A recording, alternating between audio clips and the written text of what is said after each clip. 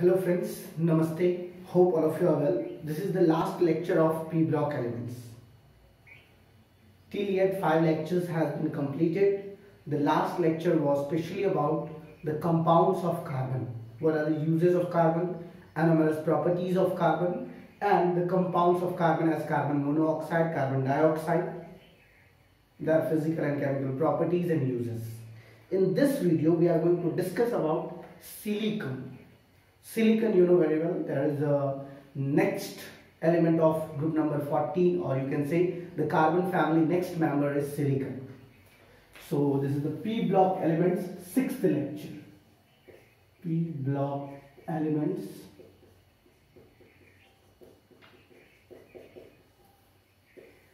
lecture number 6, and this is the last lecture also. Now, as I have informed you, today we will discuss about the silicon, especially denoted by Si, atomic number 14, mass number 28. Silicon generally exists in silicate form in the earth. Silicon means, sand. You have seen sand. In the sand, the shining particles, that is silicon. I hope 95% of the earth crust is made up of silica and silicates. 95%. आप जानते होंगे कि राजस्थान में पूरा रेत ही रेत है, right? तो इस तरह से पूरे अर्थ क्रस्ट की अगर हम बात करें, जो सिलिका और सिलिकेट से 95% अर्थ क्रस्ट बने हुए हैं। अब आपके दिमाग में क्वेश्चन आया होगा कि सर ये सिलिका सिलिकेट्स तो सही है, लेकिन सिलिकन तो डिफरेंट फॉर्म्स में एग्जिस्ट करेंगे, इसके अलग अलग कंपाउंड्स हैं। You are right. ये एक क्रिस्टलोफैलिक या फिर उसको बोलते हैं क्रिस्टलोग्राफिक फॉर्म है जो क्वार्ट्ज में पाए जाते हैं। आप कह सकते हो ट्राइडाइमाइट में इसका यूजेस किया जाता है। सिलिका और इसके इंटरकन्वर्टेबल टेम्परेचर पर लेकर के एक सिलिकॉन डाइऑक्साइड SiO2 नाम का कंपाउंड होता है।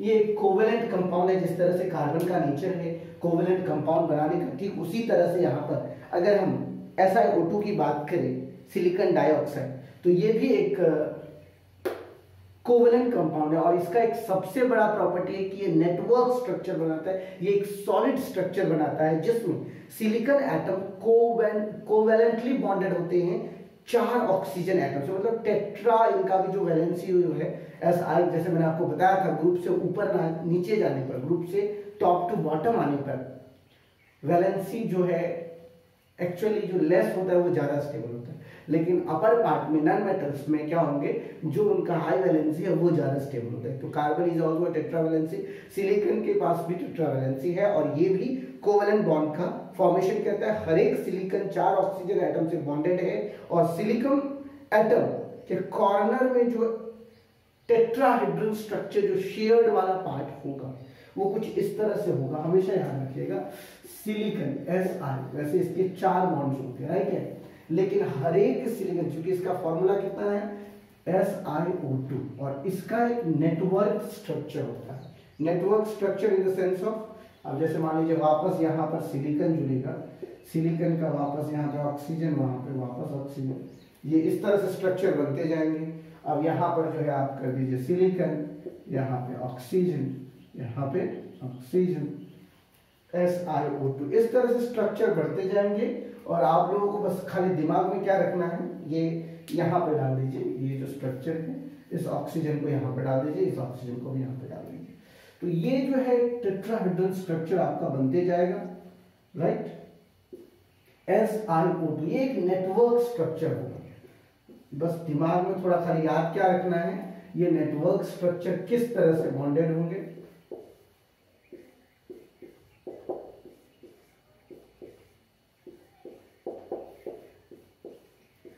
दिख रहा है आपको, हर एक सिलिकॉन का यहाँ पर कितने बॉन्ड शो हो रहे हैं, दिमाग में गए।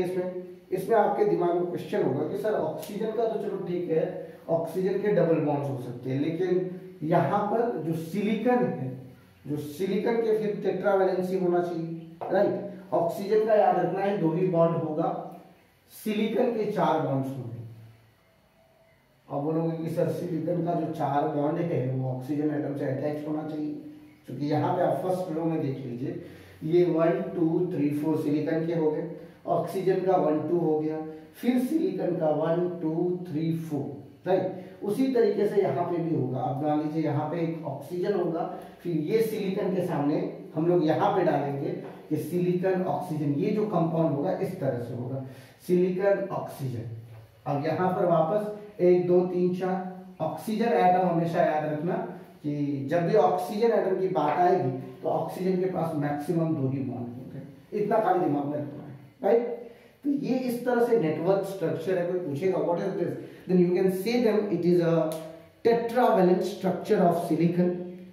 जो नेटवर्क सॉलिड है, each silicon atom is covalently bonded with a tetrahedral manner for the 4 oxygen atom, each oxygen atom in turn covalently bonded to another silicon atom, as you can show, as this is shown in this diagram also. Each corner is shared with another tetrahedron. This entire crystal may be considered as a giant molecule in which 8-membered rings are formed with alternate silicon and oxygen metals. अब तुम्हारे दिमाग में बार बार question आ रहा होगा यहाँ पर कि sir 4 silicon 4 oxygen atom से शेयर्ड है, देखो 1 2 3 4 1 2 3 4, ये दिख रहा है तुमको? 4 सिलिकॉन एटम कितने ऑक्सीजन एटम से घिरे हुए हैं? 4 ऑक्सीजन एटम से घिरे हुए हैं। सिलिकॉन जो है जनरली नॉन रिएक्टिव होता है। अब पूछोगे क्यों होता है non reactive? Because of very high silicon-oxygen bond enthalpy, it resists the attack by halogens dihydrogen and most of the acid and metals even at the elevated temperature.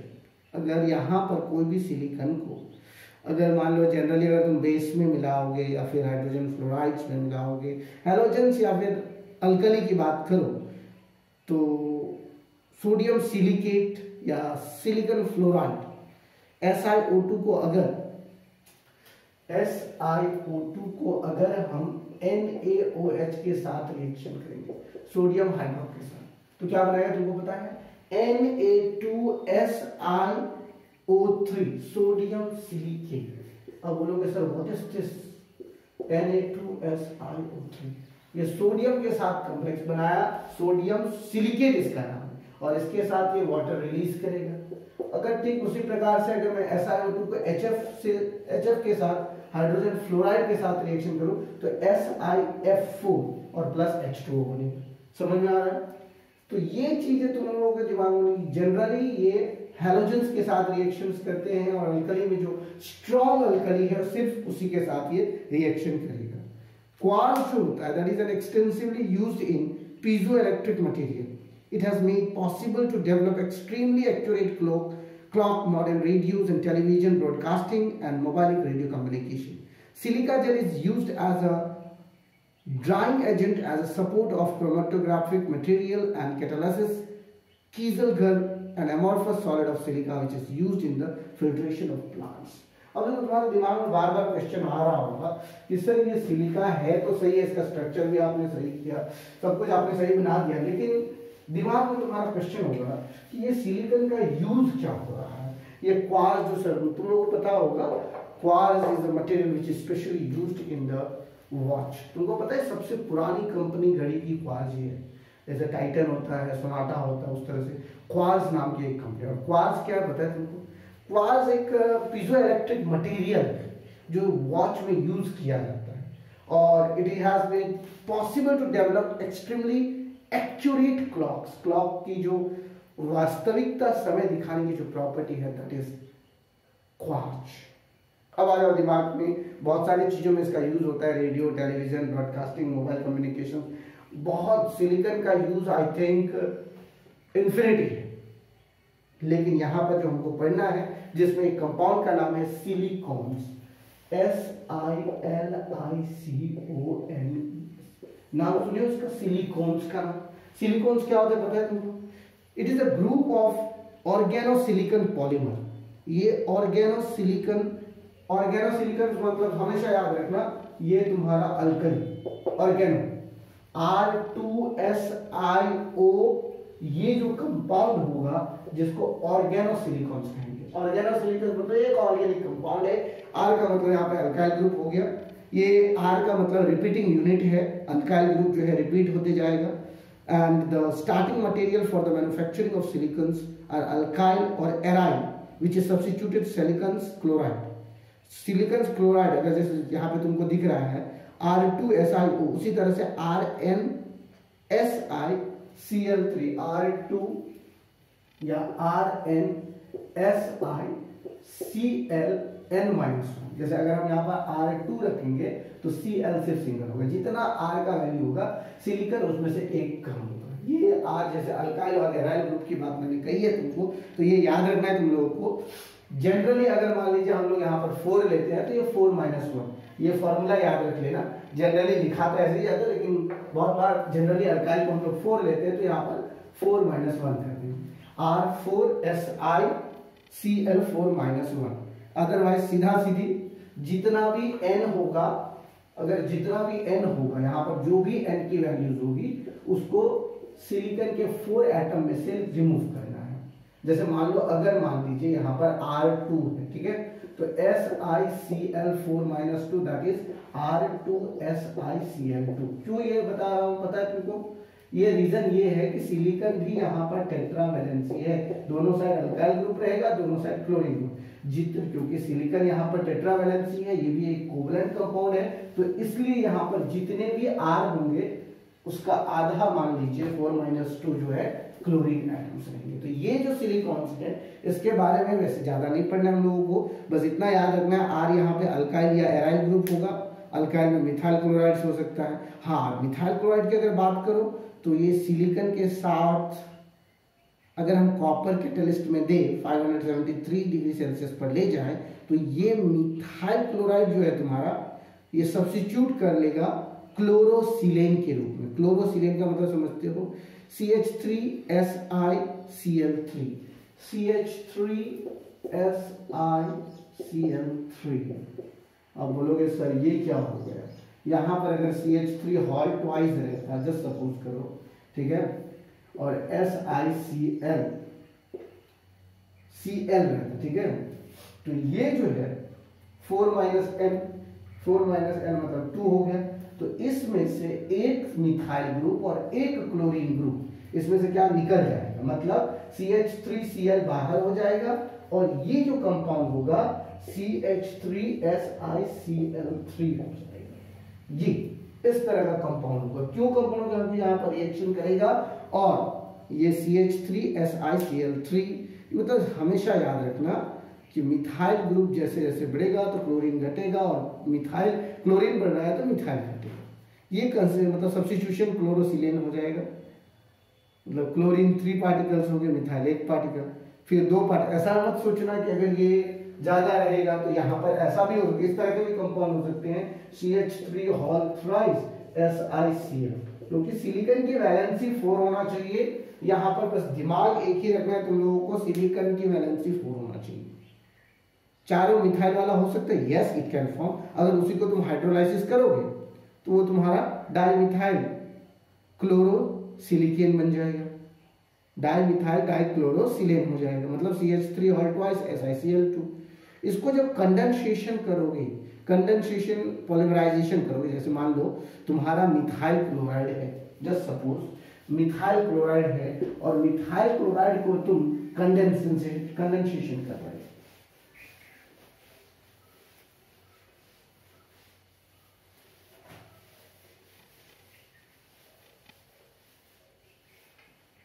Right. अब methyl chloride को silicon के साथ reaction करेंगे इन the presence of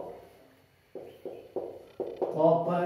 कितने degree temperature मैंने अभी just बताया, that will be 570 degree kelvin. जैसे 570 केल्विन पर तुम करोगे इसका रिएक्शन, पता है क्या होगा? पता, ये तुम्हारा copper as a catalyst use कर रहे हैं यहाँ पर, तो ये तुम्हारा सीधा सीधी CH3 हॉल ट्वाइस SiCl। बोलोगे सर ये क्या है? वही कंपाउंड जो क्लोरोसिलिकेन मैंने बताया था तुम लोगों को, दैट इज डाइक्लोरोसिलेन, ये कंपाउंड बनेगा।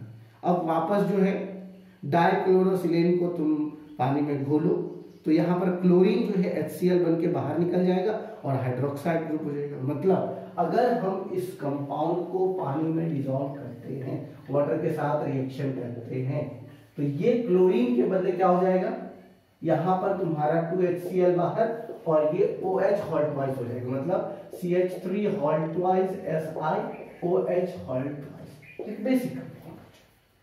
अब तुम्हारे दिमाग में फिर से क्वेश्चन आएगा, sir what is this? Yes, तो ये यहाँ पर डाइहाइड्रोक्सीसिलेन हो जाएगा। इसका अगर तुम डाइहाइड्रोक्सीसिलेन का स्ट्रक्चर करोगे और फिर वापस तुम इसको पॉलीमराइज करोगे, डाइहाइड्रोक्सी डाइमिथाइलसिलेन को वापस उसी के साथ रिएक्शन करो 2-3 ब्रांच में, तो सिलिकॉन का फॉर्मेशन होता है। बोलोगे सर ये क्या होता है सिलिकॉन? राइट, दिमाग में क्वेश्चन आएगा। जैसे मान लो यही सारे एटम्स है, जैसे सी जो डाइमिथाइल वाला मैंने तुमको बताया, यहाँ पर Si है, ऊपर नीचे CH3 डाल दो और आगे पीछे OH डाल दो। राइट, एक और कंपाउंड यहाँ पर सेम कंपाउंड करो, Si CH3 OH,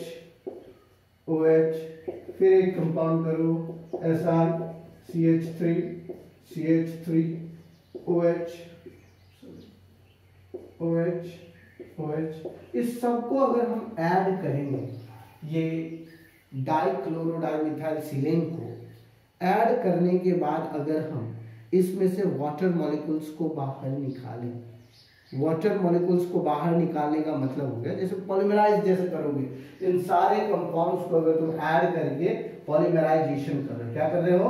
पॉलीमराइजेशन जानते हो, पॉलीमर्स नंबर ऑफ ये जो ग्रुप्स है, तो इसमें से वाटर मॉलिक्यूल्स बाहर निकल जाएगा। और अब जो वाटर मतलब H2O अगर बाहर निकल रहा है, जैसे जस्ट सपोज करो यहाँ पर ये H2O बाहर निकल गया, राइट, समझ में आ रहा है? यहाँ पर ये H2O बाहर निकल जाएगा, फिर यहाँ पर से ये H2O बाहर निकल जाएगा, तो यहाँ पर जो तुम्हारा कंपाउंड बचेगा कुछ इस तरह से करो, सॉरी इसमें से ऑक्सीजन को रहने दो, सिर्फ H2O को बाहर निकालो, तो ये जो कंपाउंड्स है वो कुछ इस तरह से रह जाएंगे, Si ऊपर नीचे CH3 और दोनों साइड ऑक्सीजन, और ये कंपाउंड्स पॉलीमर्स के रूप में मतलब नंबर्स n जो हो जाएंगे, पॉलीमराइजेशन प्रोसेस से कर रहे हैं, तो ये जो कंपाउंड है इसी कंपाउंड का नाम है सिलिकॉन। क्या नाम है? सिलिकॉन। याद रखना बच्चों, जिस तरह से हमने क्या किया था, पहले मिथाइल क्लोराइड को सिलिकॉन के साथ कॉपर कैटलिस्ट में 570 केल्विन के साथ रिएक्शन किया, डाइमिथाइल डाइक्लोरोसिलेन का फॉर्मेशन हुआ, फिर उसको पानी में हमने घोला तो HCl बाहर हो गया, डाइहाइड्रोक्सी डाइमिथाइलसिलेन हो गया, डाइहाइड्रोक्सी डाइमिथाइलसिलेन को हमने पॉलीमराइजेशन किया, वाटर H2O पार्टिकल्स बाहर हो गए, तो ये जो N प्रोसेस होगा, ये ऑक्सीजन को अंदर ले लो, ये जो N प्रोसेस होगा इसी को हम क्या कहेंगे? सिलिकॉन्स कहेंगे। और ये the chain of the length of this polymer can be controlled by adding CH3 whole thrice SiCl। मतलब इसमें जितना ज्यादा तुम अल्काइल ग्रुप ऐड करते जाओगे तो इनका जो चेन लेंथ है वो कंट्रोल हो जाएगा, which blocks the end। मतलब जैसे ही अगर मिथाइल ग्रुप ऐड होना शुरू हो गया तो मिथाइल ग्रुप जैसे ही ऐड होगा तो समझ लेना ये चेन बंद हो जाएगी, जो नंबर ऑफ एंस देख रहे हो वो एन स्टॉप हो जाएगा।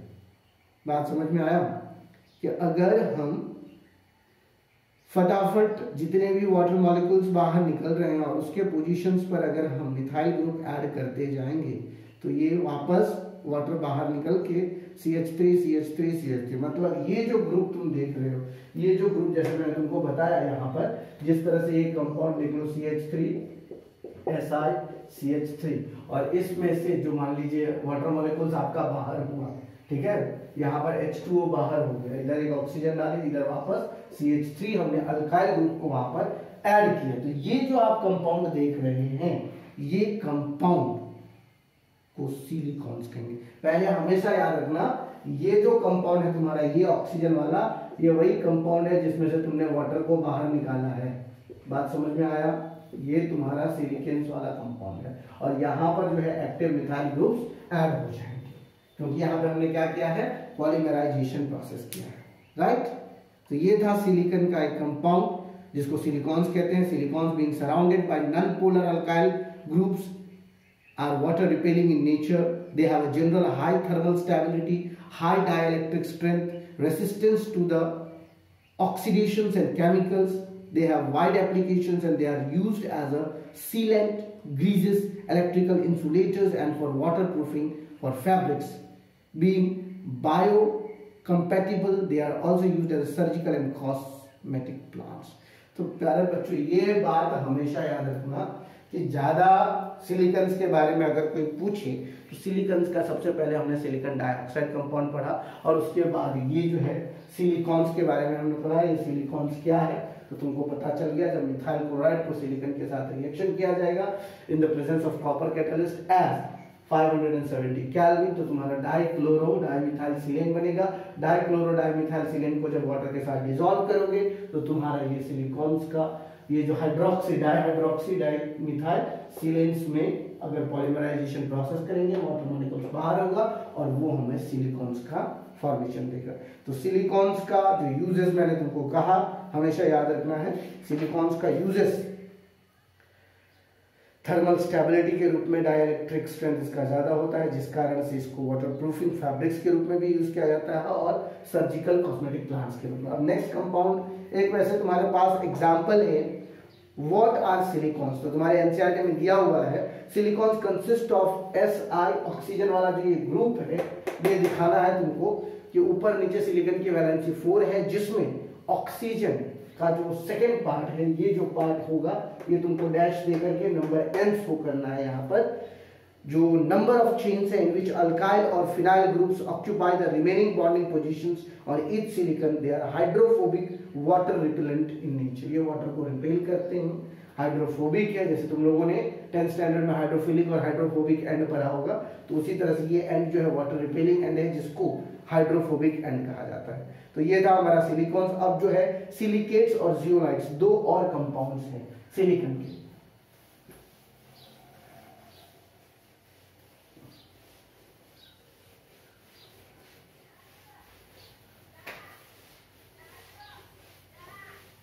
सिलिकॉन देखो वैसे तो जनरली मैंने तुमको बताया कि सिलिकॉन पूरे पृथ्वी पे सबसे ज्यादा फॉर्म में अर्थ क्रस्ट के रूप में सबसे ज्यादा है. लेकिन जब तुम इसकी स्टडी करोगे तो इसका जो यूजेस जैसे मैंने तुम लोगों को बताया भी तो उस चीज पर ज्यादा ध्यान देना है. तीसरा है silicates.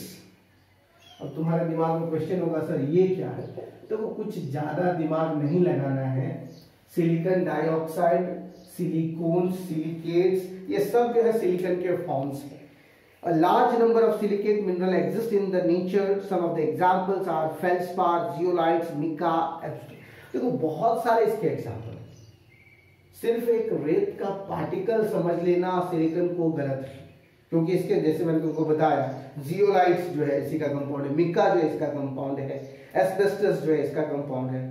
The basic structure unit of silicon is SiO4 याद रखना बच्चों SiO4 मतलब ये समझे ये क्या है. SiO4 क्या है.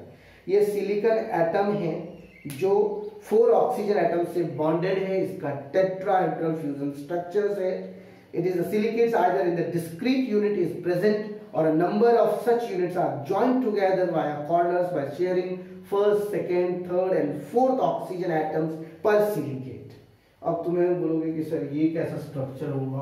सिलिकेट्स का स्ट्रक्चर होगा बेटा जो आपको रिप्रेजेंट करना होगा. चार जैसे टेट्राहेड्रल स्ट्रक्चर्स हम लोग बनाते हैं तो यहाँ पर सारे ऑक्सीजन एटम तुमको शो करने होंगे. मतलब सबसे पहले तुम्हारा ये तीनों एटम्स के साथ जो है अटैचमेंट रहेगा. ये ऑक्सीजन एटम थोड़ा ऊपर कर दो राइट. ये तुमको टेट्राहेड्रल स्ट्रक्चर के रूप में तुमको बताना पड़ेगा राइट. तो ये जो तुम स्ट्रक्चर देख रहे हो ये चारों ऑक्सीजन एटम क्या है ये लिंक है आपस में एक दूसरे से और ये chain ring sheet 3 dimensional structure और इनके ऊपर में सब ऑक्सीजन के ऊपर में याद रखना प्यारे बच्चों सिंस यहाँ पर 4 माइनस है मतलब हर एक ऑक्सीजन के ऊपर में एक एक माइनस नेगेटिव चार्ज है right.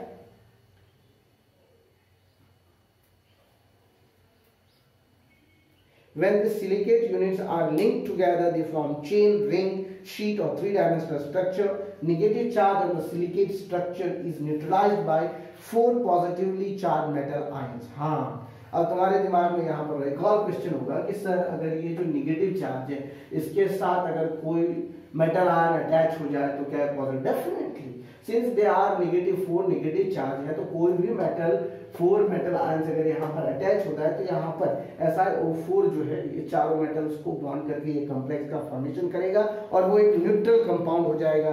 4 corners are shared with other tetrahedral units, 3-dimensional network which is formed, and the 2 important man-made silicates are glass and cement.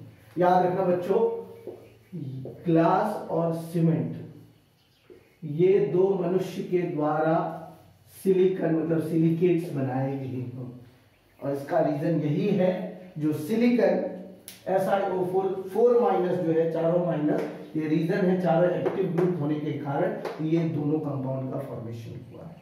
तो ये थर्ड कंपाउंड का सिलिकॉन. और लास्ट जो है जियोलाइट्स, ये बहुत ही ज्यादा इंपॉर्टेंट है बच्चों.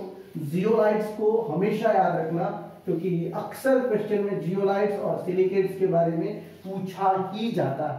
तो तुम्हारे दिमाग में क्वेश्चन होगा सर सिलिकॉन से कौन से कंपाउंड्स आने वाले हैं, तो zeolites is a very very important compound.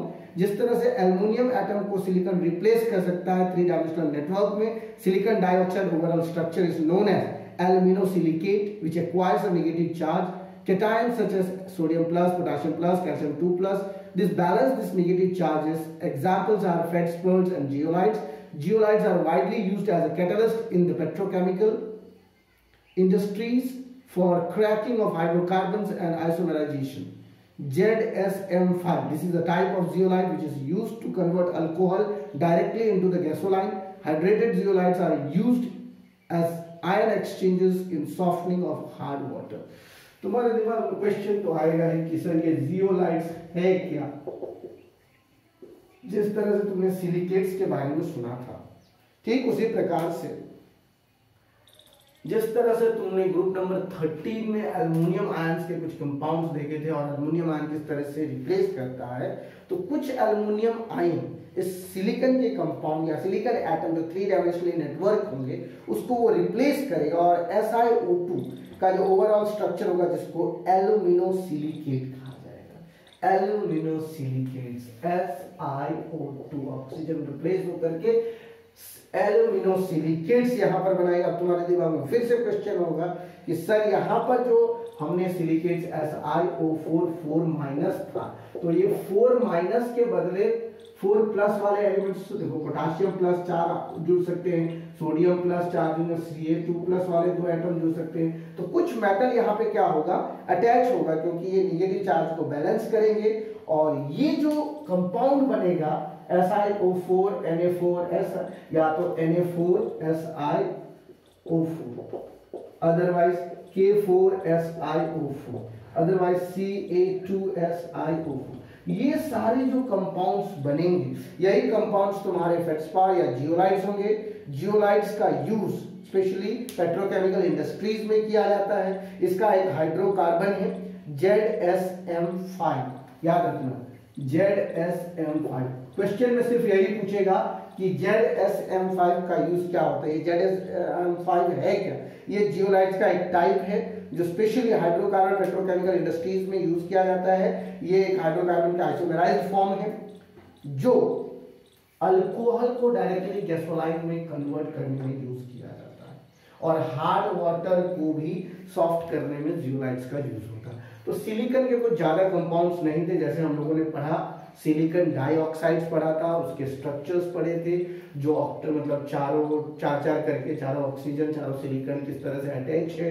Silicon dioxides के बारे में सिलिकॉन्स के बारे में पढ़ा, सिलिकॉन्स के बारे में सिलिकेट्स के बारे में पढ़ा और जियोलाइट्स के बारे में पढ़ा. तो कुछ ज्यादा नहीं, बस खाली दिमाग में संतुलन करके रखना है कि किस तरह से हमें आगे बढ़ना है. राइट. तो ये था ग्रुप नंबर 14 क्लास 11th में इतना ही है. ग्रुप नंबर 15, 16, 17, 18 ये हम लोग 12th स्टैंडर्ड पे पढ़ेंगे. पी ब्लॉक में फिलहाल ग्रुप स्टैंडर्ड 11 के लिए बस इतना ही 2 ग्रुप है, ग्रुप नंबर 13 और 14.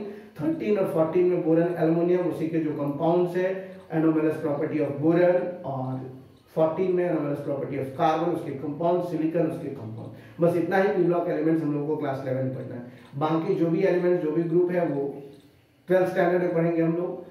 आज के लिए बस इतना ही। अगर आप लोगों को अच्छा लगा होगा then don't forget to like and share this channel, share this video with your friends so that they can be also benefited. Thank you very much.